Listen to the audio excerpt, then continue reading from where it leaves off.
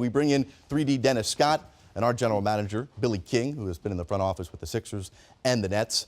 Let's start with you, Billy. You've been on the phone with Sam Presti. He just pulled off one of the stealth move of all stealth moves here, landing Paul George. Nobody saw it coming. What's it like dealing with Sam Presti on the phone? Well, that's the one thing. Sam likes secrecy. Sam doesn't want things out there. So like Dave said, he was talking to Sacramento. He talks to multiple teams, but he doesn't want it out there. And then he decides what's the best deal. And that's when deals get done, when it's not in the paper. And so that's one thing he did. He probably been talking to Indiana for a while, working on it, seeing what else he can get from Sacramento, other people. But when he saw this on the table, and Pritchard probably knew, okay, I want to get this done now, they agreed and got it done quietly and quickly. All right, DA, we're going to get back to DA here in a bit with some more news in a moment. But 3D, everything is as Daryl Morey put it, a weapons race. So let's look at this arms race and say, you know what Golden State is, right? You know what Cleveland is. You know what Houston has begun to do. What does Paul George and Russell Westbrook do for you in the landscape of 17-18 basketball? Well, I think it takes so much pressure off of Russell now. He can say, wow, I don't have to do everything. But yes, will he accept that? I think he will when you bring in a guy like Paul George. If you're bringing in some guys with some fluff, and arguably one of the best two-way players we see every night, then maybe not. So when he walks through the door, he can say, you know what, offensively, hey, Paul George, go get us a bucket. Go get us to the free throw line. Go take over a quarter for us. He can do that. I think some of that pressure will go. Well, also, remember, everybody talked about when they took Russell out of the game, the team dropped. Now you have Paul George in the game, so when you take him out of the game, Russell, Paul George can take over. And the fact, you look at Oladipo, is a nice player, but he wasn't a great shooter. Right. Now you have Paul George. When he penetrates and kicks, now you got somebody who's going to knock that shot down. Also, and he's a guy that gets the respect of the other referees and the players on the floor. So that, I think, you think about when they played in the playoffs. They had a violent fight. They played hard. Now you add another player to them, and I don't think Sam's done, but he's not going to do anything crazy. But he's not done. He's going to keep tinkering and try to make this team better. Thinking back to USA basketball last year and talking to Coach K, a guy you know pretty well at Duke, and he was comparing Paul George to the closest thing he's seen since Grant Hill, the versatility, the ability. He's not known as a ball handler, right? But somebody, Oladipo, they wanted to put the ball in his hands, and sometimes it just didn't work very effectively. Late game situations, how many times we say, Russell, who are you passing to your point? Oladipo's not knocking down shots. But when in doubt, you know if you give Paul George the ball, he can get to his spot or get fouled. That takes so much pressure off of Coach Donovan, where now, late game situation, you can give the ball to Paul, something good can happen. But they struggled with Durant, and we're not ready to say Paul George is a better player than Kevin Durant, right? It's a different style. Yeah. Okay. It's a different style, and I think that's what we have to get used to. But I think when you put all these guys on the table, you say to yourself, can Paul George make everyone else better? And I think that's what Russell showed us. Now you have another guy that can do that. That's just way more easier late game. And if you think about this, Sam took Ibaka, traded him to Orlando, got Oladipo in the pick, and now he's taking that and was able to get Paul George. So he before he knew he was going to lose Ibaka, he moved him because he didn't, wasn't going to re-sign him, and was able to get an asset and move it on to get another player. So he was thinking far ahead that Ibaka's not in my future plans. I got to get a younger player, signed to a contract, and now he's a tradable asset. Quickly, I want to get your thoughts with the way we were going to start the show. predicting that this has become trade season, not free agent season. Why the seismic shift? Why did the general managers get together and say, we're going to blow up how we formulate a roster? Well, because I think this free agent class is not as good as it was last summer. So if people looking at it, all right, there's only a certain amount of money out there. Who are you going to sign? There's only a couple of guys going to pick places. So you look at who is possibly going to be available. Chris Paul, Jimmy Butler. So you try to acquire those guys, and you try to do it before free agency. So now you know, okay, we got a player. Now we can plan on who else we're going to sign to fill out the roster. Appropriately enough, fireworks to start the 4th of July holiday weekend. Paul George is headed to Oklahoma City to team with Russell Westbrook. We've got a very special breaking news update as we get even closer to the witching hour when free agency, which is supposed to be the story this time of the year, is put on the back burner. We've got a whole lot of stories for you, tell you how Sam Presti got it done getting Paul George to the Thunder. Also tell you about Blake Griffin's decision to stay in L.A. Also, all the other rumors happening. Andre Iguodala in a meeting as we speak. We'll take you coast to coast. We've got reporters all over the country. Plus, we've got a bunch of guys here in the studio that you'll see in a moment. But let's go to Orlando. Reason being is that the Oklahoma City Thunder are in the Orlando Summer League getting ready for action this weekend. Fred Katz is there from the Norman Transcript covering the team. Fred, how about this? Paul George wanted to go to L.A. Instead, he got himself another LA guy to play with this upcoming season. Well, it's definitely something. I mean, look, if you looked at the Thunder's roster from this past season, and you could be snarky about it or you could be serious about it, but it was true. They had all of these pieces, and the pieces didn't quite fit, and the one that they were missing was, hey, you know what? They could use one really big two-way wing who can score and play make, because they just happened to lose that one guy last summer.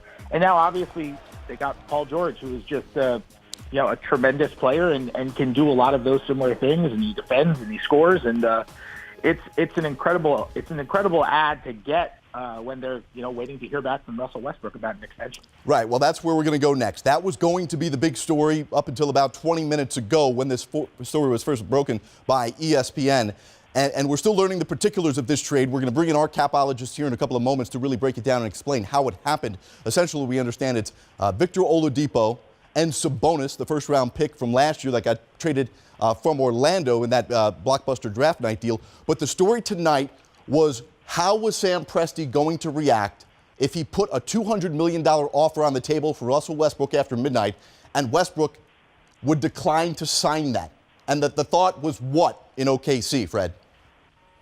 Well, the thought was, where do they head from there? I mean, it's funny. Russell Westbrook went into Sam Presti's office right after Kevin Durant signed, and notoriously the first thing he asked was, what's next? And the question would kind of be the same, but in a far more somber tone for this organization if Russell Westbrook wasn't going to sign. We still don't know for sure what Westbrook is going to do, whether he's going to sign, whether he's not going to sign, but I don't think the Thunder are necessarily expecting Paul George to say, considering he's been so open about wanting to go to Los Angeles, and the chances are at least realistic that this is a one-year thing, and they had to make a move like this in that sort of mentality. But with Westbrook coming up and the possibility of them not knowing what they're going to do with him, I mean, I don't think this is a move that they're going to make if they were pessimistic about Russell Westbrook signing that extension. So one of the themes of the night that we're going to talk about in every deal that either gets done, gets rumored to get done, or doesn't get done is that everything has a domino effect in today's NBA. There's been a seismic change, and it really started with Daryl Morey acquiring Chris Paul the other day in roster construction philosophy, right? So you see Russell Westbrook, you see Paul George, and you think major upgrade. I don't know, though, if most people think that's good enough to compete with the Warriors. So you can't think Sam Presti's done, Fred. No, I don't think you do think that he's done. And what's interesting about this deal is the Thunder aren't just getting talent in Paul George. They actually took some money off their books for 2017-18 for the upcoming season. They took about $4 million off the books. Now they're over the salary cap still, so it's not like they're going to be able to go out and get spend a ton of money on somebody or anything like that. But I think that's money that could potentially go to Andre Robertson to re-sign him. He's a guy who they've always liked more as a two-guard, which is where he was playing for Kevin Durant there. They've always liked his defense next to kind of a big two-way wing next to him, and I think that he makes even more sense coming back now. I think their ability now, because they're going up against the luxury tax, I think their ability now to be able to use that full mid-level exception, maybe bring in a backup point guard, bring in somebody else. I think these are all distinct possibilities for them now, because if you've got 1 year of Paul George, this is a win now move. Right. And if you've got 1 year of Paul George, then it would make sense to have a couple other win now moves around it. Fred, last one. Tuesday marks the somber year anniversary of Kevin Durant bolting from OKC. How much different do you believe the feeling is in the city, in the state of those basketball fans today than it was nearly 1 year ago?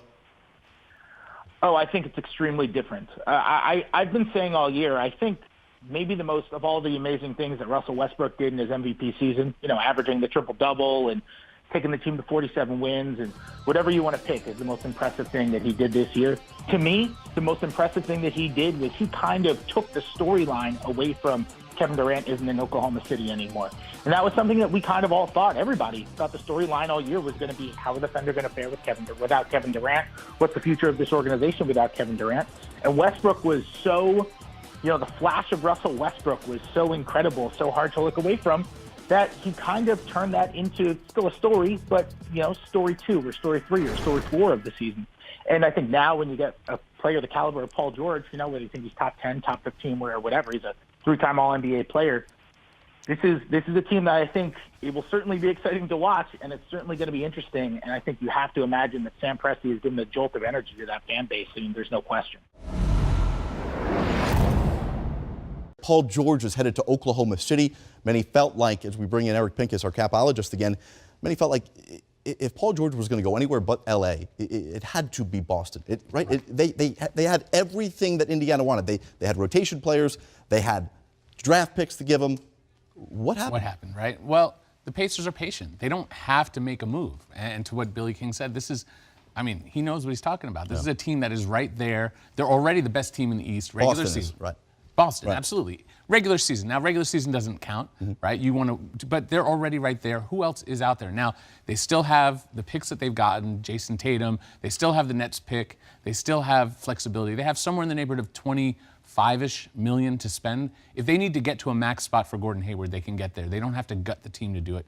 Now, to go get Paul George and Gordon Hayward, now you're talking about really trimming that down. But Hayward's out there. Blake Griffin, I think, might have been plan B. It sounds like he's returning to the Clippers. So maybe plan B's gone, but they still have an option at plan A. But still, this is a team that has a lot. I mean, they have so many picks. They have the Lakers pick or the Kings pick that they got when they made the deal with Philly. They have the assets still. They don't have to panic. But Celtic fans were hearing that year after year after year. But they were in the Eastern Conference Finals. They Okay, were right there. But do you really feel like they're that close to beating the Cavaliers? But how long is LeBron going to be there? Well, that's a great point. And at that point, are these young Celtic players ready to mature? Maybe are they on their second contract? Right. But first, I want to get to something here to kind of get ahead of ourselves, which I think is important as to why Celtic fans were so passionate about Jimmy Butler, about Paul George. It's that it wasn't this summer. It's next summer that is truly their big summer, because Isaiah Thomas, Avery Bradley got to get paid. You'll start to find out if these young guys who you drafted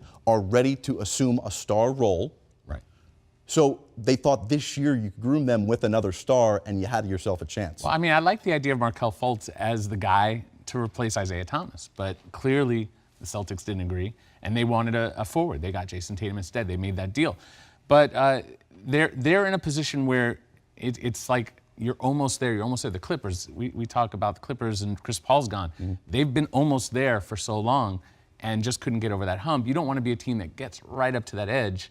You have an opportunity to maybe you trade one or two kids, something, and boom, you've got Jimmy Butler. To me, Jimmy Butler was even a better fit for that team than Paul George.